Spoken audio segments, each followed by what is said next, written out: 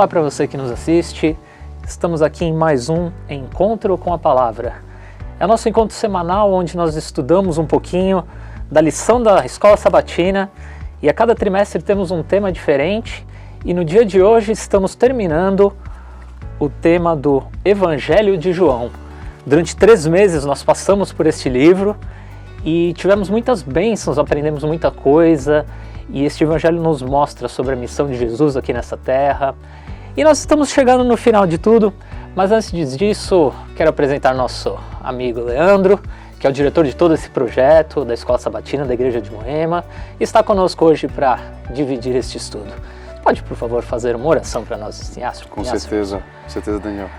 É um prazer estar aqui mais uma vez. Vamos falar com o nosso Deus. Querido Deus, obrigado por essa bênção de estarmos aqui reunidos entre amigos, nossos amigos internautas que estão nos assistindo e nossos amigos aqui que estão fazendo esse projeto acontecer.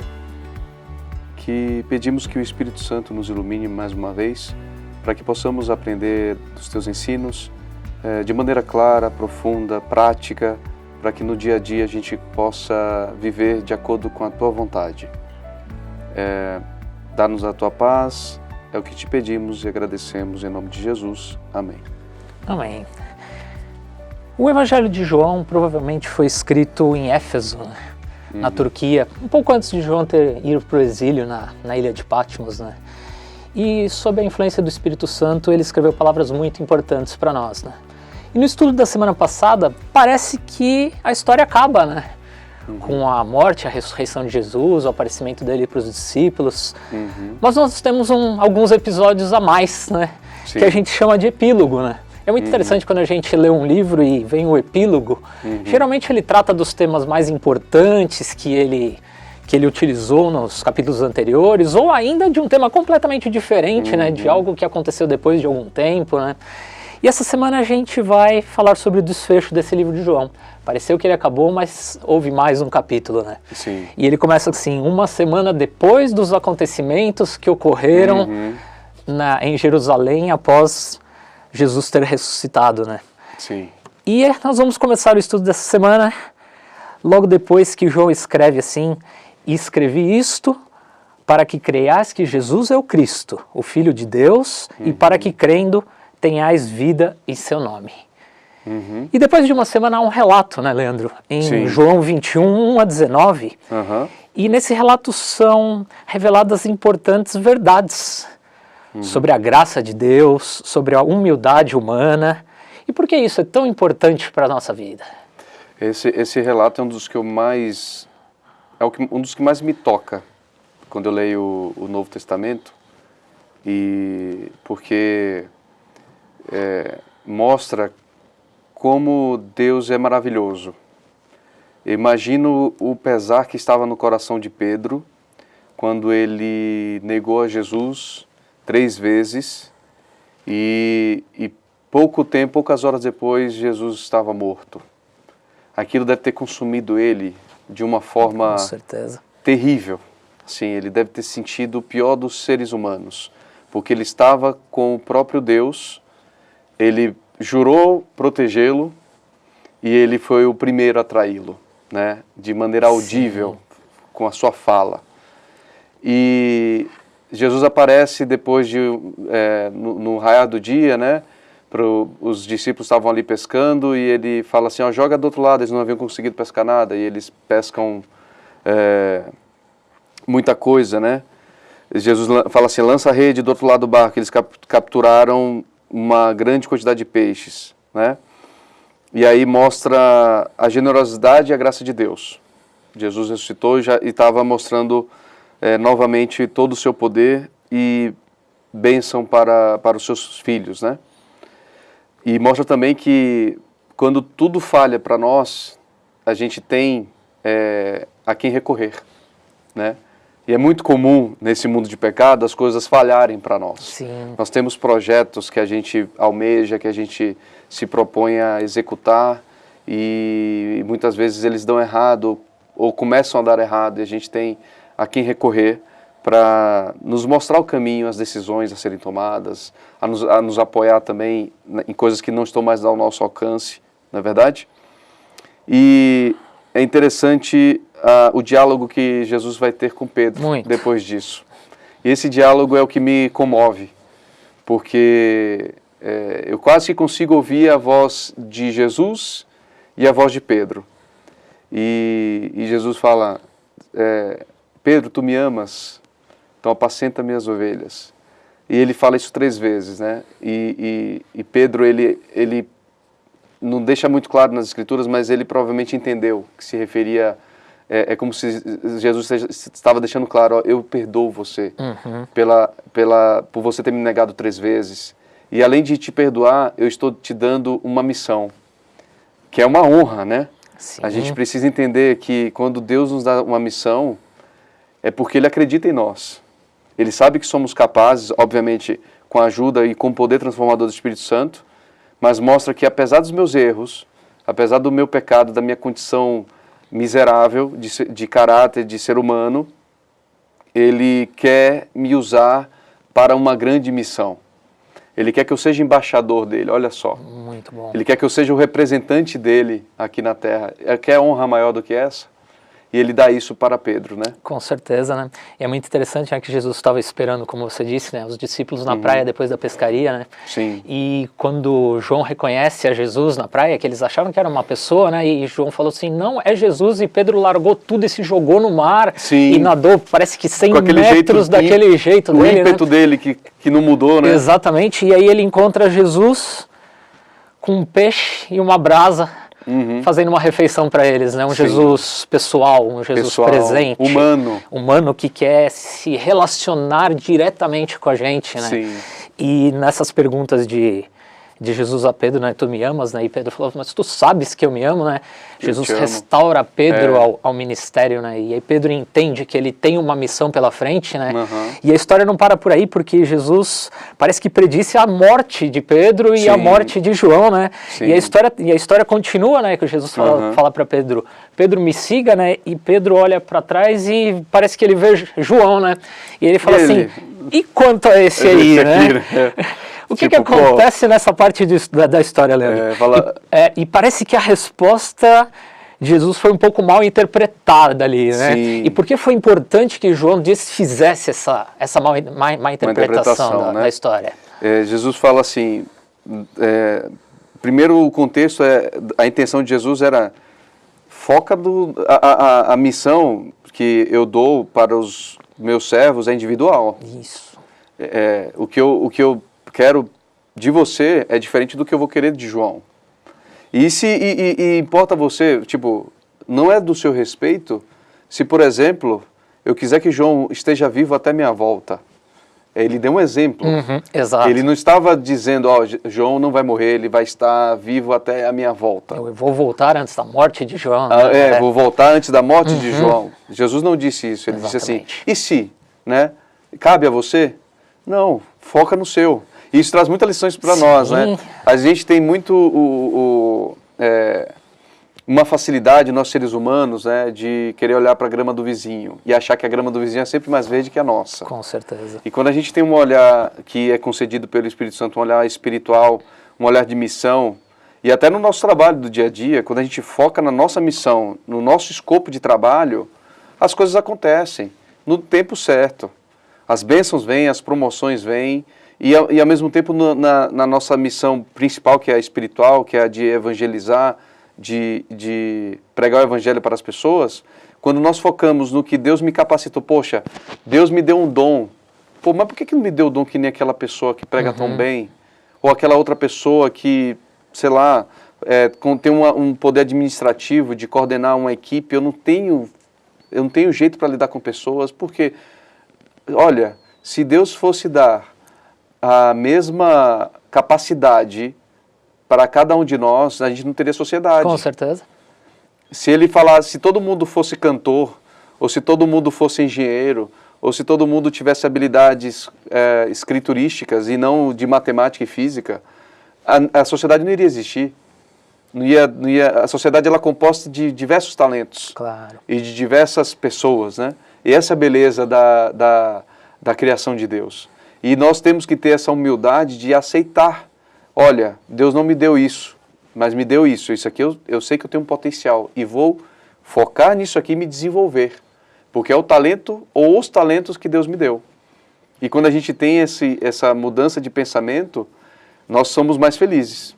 Isso aí pode servir para você que talvez esteja num momento em que está insatisfeito no trabalho, ou insatisfeito com a vida de alguma forma. Você já parou para perguntar para Deus, Senhor, o que é que tu queres que eu faça? E buscar esse olhar espiritual, o Espírito Santo vai clarificar a sua mente e você vai entender, poxa, olha só, eu acho que eu tenho facilidade para isso aqui, então eu vou me desenvolver mais nessa área. E Deus vai usar você para viver uma vida de propósito, que é algo fantástico. É assim que a gente é feliz, né? Com certeza, né? E aí, lá em João 21, complementando a resposta, né, que você me fez, Daniel, lá em João 21, 23, João corrige essa interpretação equivocada de que, parece que Jesus deu a entender que ele voltaria antes da morte de João. E a gente sabe que isso não aconteceu, Sim. né? João explica que havia um mal entendido sobre as palavras de Jesus, pois alguns acreditavam, né, que não morreria até a volta de Jesus. João corrige, deixando claro que Jesus não disse que ele não morreria, mas apenas levantou uma hipótese. Então, lá nesse texto, ele deixa claro que era importante ele corrigir isso para evitar confusão teológica e interpretações erradas sobre o retorno de Jesus. Sim, ainda mais que a igreja cristã estava em formação. Né? E se isso não acontecesse, haveria um desapontamento muito grande, né? Talvez Exatamente. até um enfraquecimento da fé, né? Exatamente. Sim. É muito mesmo. interessante isso, mas o nosso tema desse dia do estudo, né, é mantendo os olhos em Jesus, como você falou, né? Uhum. Não olhar para o outro, não tentar ser como o outro, né? Como você mesmo disse, cada um tem as suas qualidades, cada um tem os seus defeitos. A gente às vezes olha para o outro e quer ser como o outro. E às vezes a gente também desperta com o nosso comportamento algo ruim numa outra pessoa, né? Exatamente. Então a gente tem que estar sempre ligado naquele Jesus que sentou com os discípulos e colocou um peixe na brasa, né? Com toda aquela humildade, com a humildade que Pedro recuperou quando conversou com Jesus nesse capítulo, né? Sim, exatamente. E me parece que nesse epílogo da lição, né, há alguns outros temas importantes que a gente deve tratar. Eles não estão mais no último capítulo, né, mas eles permearam todo o Evangelho de João, e João deu muita ênfase sobre um contraste, né, Leandro? Um contraste entre luz e trevas, né? Porque é muito importante que esse conceito esteja dentro da nossa mente. E quem é a luz da qual João falava? Como crer nessa luz? Jesus, né? Jesus é a luz, Jesus é a verdade, é a vida, né? Ele não é uma luz, como a gente já viu aqui na lição 10, por exemplo, ele não é uma verdade, um caminho, ele é a luz, ele é o farol, ele é o nosso guia, ele é que ilumina nossa mente, nossa vida, nos mostra o futuro maravilhoso e de eternidade que ele reserva para nós, né? E o que são as trevas? As trevas seria a ignorância, seria estar longe de Deus, estar vivendo com as minhas próprias decisões, sem estar baseado na própria palavra de Deus, nos próprios ensinos de Jesus, não é isso? É estar em pecado, é estar com o coração duro para a voz do Espírito Santo. É não tomar uma decisão diária de me ajoelhar, pedir perdão pelos meus pecados e buscar o poder do Espírito Santo na minha vida. É muito interessante que nesse conceito, né, a gente pode lembrar que Deus sempre se achega ao homem, né? Sim. Ele sempre vai de encontro, como aconteceu nesse último capítulo, que ele foi de encontro aos seus discípulos, né? Ele vem de encontro a nós, né? Sim. E cabe a nós aceitarmos isso que ele nos oferece, né? Ou rejeitarmos isso. A escolha é nossa, mas ele está sempre disposto, ele está sempre presente para se relacionar conosco, né? E parece ali que nesse capítulo também mostra que os líderes religiosos da época, né, eles tinham alguns entendimentos errados a respeito da fé, né? Sim. E aí Jesus repreende esses líderes falando assim: vocês dizem que são filhos de Abraão, né? Mas vocês não fazem as obras de Abraão, né? E vocês dizem que são filhos de Deus, mas não fazem as obras de Deus, né? É muito interessante, eles estavam cegos pelo poder, cegos pela posição, eles esqueciam que a obra de Jesus é uma obra de humildade, é uma obra de servir, né? É uma obra de aceitar o sacrifício que ele fez por nós e servirmos como ele serviu ao próximo, né? Sim. E o verdadeiro líder, ele é um líder servidor, né? É um líder que está lá para dar o exemplo, servir, e Jesus ele foi o maior exemplo disso, né? Deus criou o ser humano para servir um ao outro, viver em amor, né? Amor. E ele fala, né? Quem quiser ser o primeiro, seja o último, e vice-versa, né? Com certeza, né? É uma ordem invertida em relação aos conceitos que nós temos hoje no nosso mundo, né? De sociedade, né? Exato. Parece que quando a gente está servindo, a gente está se humilhando de uma maneira pejorativa ou estamos nos inferiorizando. E na verdade não. Nós nos tornamos semelhantes ao Deus Criador quando paramos e servimos genuinamente, com amor, né, as pessoas ao nosso redor. E óbvio, num primeiro momento, isso não é natural, porque nós somos pecadores, nós temos uma natureza que herdamos dos nossos pais de pecado. E requer muitas vezes que nós tomemos uma primeira ação até sem vontade. Sim. Quantas vezes eu já não fui para a igreja, por exemplo, sem vontade nenhuma, mas no próprio caminho o Espírito Santo muda o coração e já traz aquela alegria, aquele prazer de estar lá na presença do Senhor, na presença dos amigos e irmãos para louvar a Deus. Mas naquele momento você fala, poxa, minha semana foi tão difícil, eu estou tão cansado, poxa, eu não queria ir para a igreja hoje. E aí eu tomo uma decisão sem vontade e Deus faz a transformação. Mesma forma, poxa, tem aquele cara ali na rua, estou vendo que está precisando, mas poxa, eu estou com tanto compromisso, com tanta coisa, vai me prejudicar.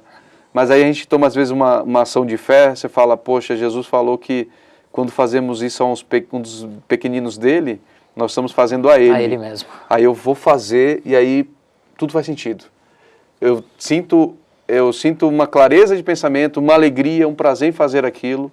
E as minhas preocupações, eu vejo que são pormenores. O próprio Deus vai ajudando a resolver depois. O Espírito Santo agindo através de você para que alcance uma outra pessoa que está precisando. Né? E isso eu não estou abençoando aquela pessoa, eu estou sendo abençoado. Também. Porque isso faz parte do manual da vida. Quando nós estamos servindo, nós também estamos crescendo e sendo abençoados com isso. Com certeza, né? E parece que João não para por aí, né? Ele quer deixar bem claro alguns conceitos para que as pessoas não esqueçam disso, né? Sim. E além dele falar de luz e trevas, né? Há uma outra passagem aqui em João que diz sobre um nobre de Caná, né? Jesus estava fazendo uma viagem, né? E o nobre de Caná chegou a ele e falou, Jesus, cure o meu filho, né? E Jesus responde de uma forma meio assim, mas se vocês não virem os milagres, vocês não crerão, né? Jesus está falando assim, mas vocês só acreditam então se vocês receberem algo em troca, né? E aí João introduz um conceito de uma teologia verdadeira, contrastando com uma teologia falsa, né? Fala um pouquinho pra gente, Leandro, como que a gente diferencia essa teologia verdadeira da teologia falsa e como agem aqueles que verdadeiramente creem em Jesus? Sim, essa história está lá em João capítulo 4, né? Voltando lá para o início do livro, né? Sim. E você já resumiu muito bem, mas trazendo esse contexto, né, do que seria a teologia falsa versus a verdadeira, eu anotei aqui, né, nas minhas anotações eu coloquei assim, que a teologia falsa, ela busca sinais visíveis, baseando a fé em experiências milagrosas ou tangíveis, e isso é perigoso. A gente vê no Antigo Testamento, a gente vê no Novo Testamento, a gente vê Jesus alertando isso, de que aparecerão falsos profetas, falsos cristos, e operarão milagres, e enganarão, se possível, os próprios eleitos. E a gente vê hoje no nosso dia muitos sinais e milagres acontecendo, e quando a gente vê ao pé no cerne das Escrituras, e as próprias, o próprio contexto daqueles milagres, e a gente vê que não vem de Deus aquilo ali. Então, voltando, né? Teologia falsa busca sinais visíveis, baseando a fé em experiências milagrosas ou tangíveis. Ela se preocupa mais com os benefícios temporais e físicos do que com a fé verdadeira. Já a teologia verdadeira se baseia na fé na palavra de Jesus, crendo nele independentemente de sinais visíveis. A verdadeira fé confia no caráter de Jesus e nas suas promessas, que muitas vezes é futura. Muitas vezes vão se concretizar... Nem nessa vida. Nem nessa vida, vai ser quando eu morrer. Porque a gente não sabe quando Jesus vai voltar, por exemplo. Exato. Jesus vai voltar, pode ser que seja daqui a um ano, pode ser que seja essa semana, pode ser que seja daqui a mais de 100 anos. Eu não estarei vivo daqui a mais de 100 anos. Claro. Então, a nossa fé não pode estar baseada em evidências físicas. Obviamente que, dependendo do propósito de Deus, eu posso ver, Sim. eu posso presenciar milagres físicos e palpáveis. E na minha vida, com certeza, eu vejo milagres acontecendo. Eu sei que você também vê na sua. Claro. E quando a gente está conectado com o céu, permitindo que o Espírito Santo trabalhe na nossa mente e no nosso coração, o nosso olhar espiritual fica conectado, fica aberto.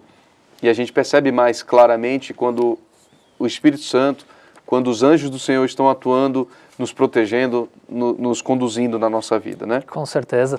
Nós temos hoje em dia muitos exemplos dessas teologias, né? Nós temos teologias de prosperidade, né? Nós temos a teologia coaching, né? Que Sim.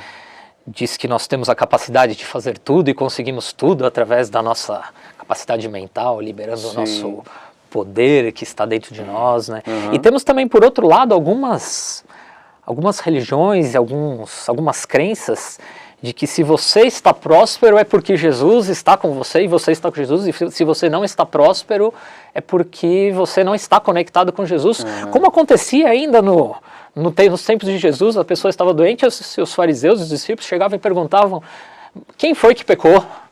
Sim. E não é assim que funciona. A gente sabe que a culpa do sofrimento é o pecado. Sim. O pecado assola a humanidade.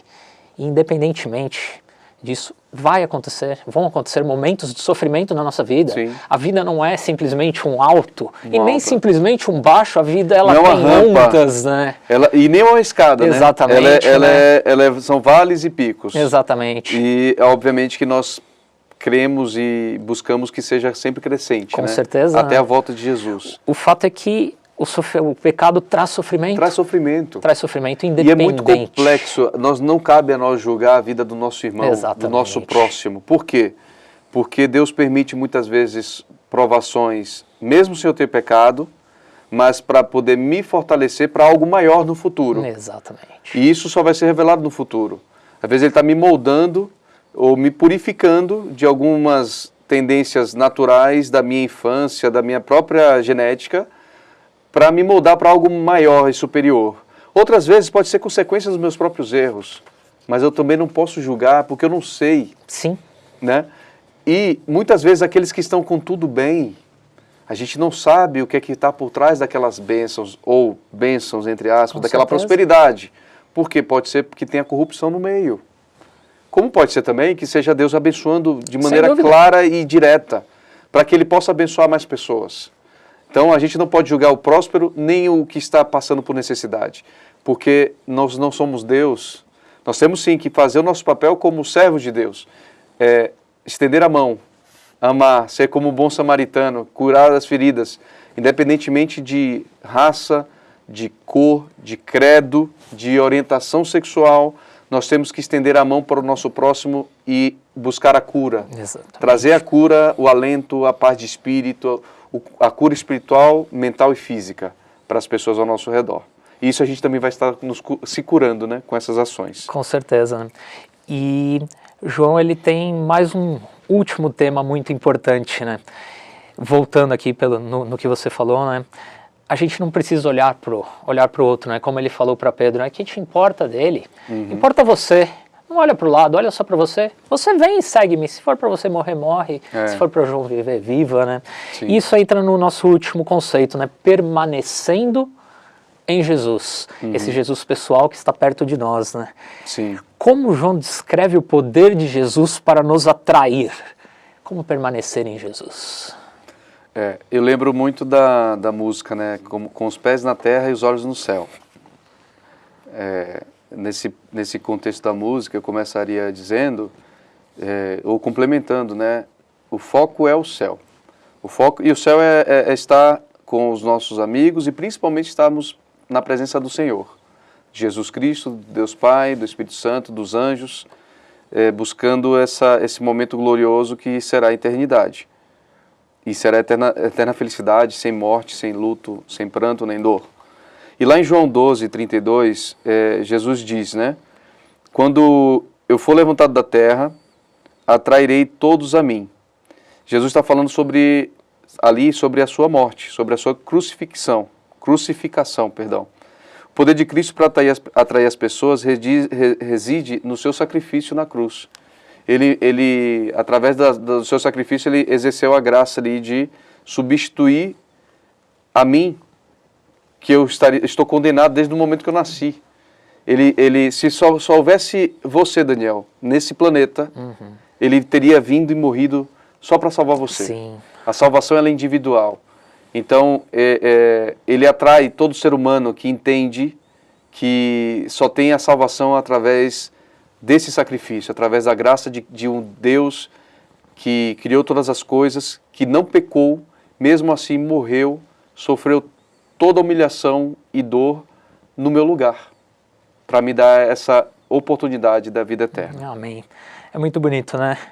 Sim. E aqui no nosso estudo de quinta, né, diz: o segredo é permanecer conectado a Jesus, né? Sim. Ele é o verbo, ou a palavra de Deus, o que João escreveu lá no primeiro capítulo, né? Ele é o início.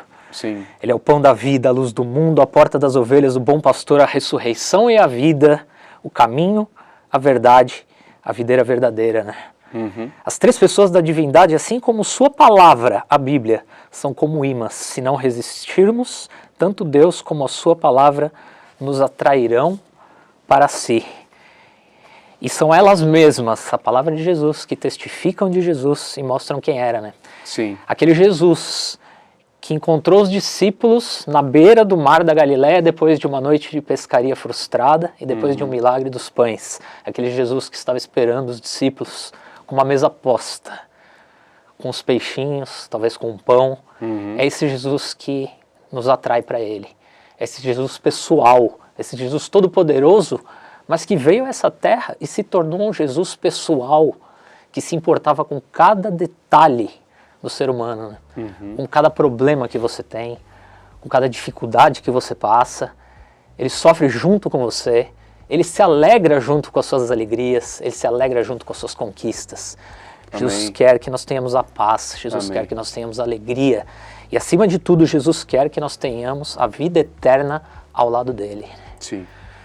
Com isso nós terminamos o estudo desse trimestre, terminamos também o ano. E estamos aqui à beira de um ano novo, né? Exatamente. Que seja repleto das bênçãos de Deus na sua vida, na nossa vida. E que as dificuldades que fazem parte do pecado não nos afastem de Jesus, porque Ele está sempre conosco, independente do que a gente está passando. Porque o objetivo final é a vida eterna, é a nossa alegria, a nossa felicidade, a nossa paz, juntamente com Ele, com os nossos queridos, com os nossos amigos. Exato. Que Deus te abençoe, continue com a gente nesse próximo ano, teremos algumas novidades, algumas mudanças. E que Deus seja o principal motivo da nossa vida. Amém. Deus e a sua missão. Amém, Daniel. Vamos Deus orar? Senhor. Vamos sim.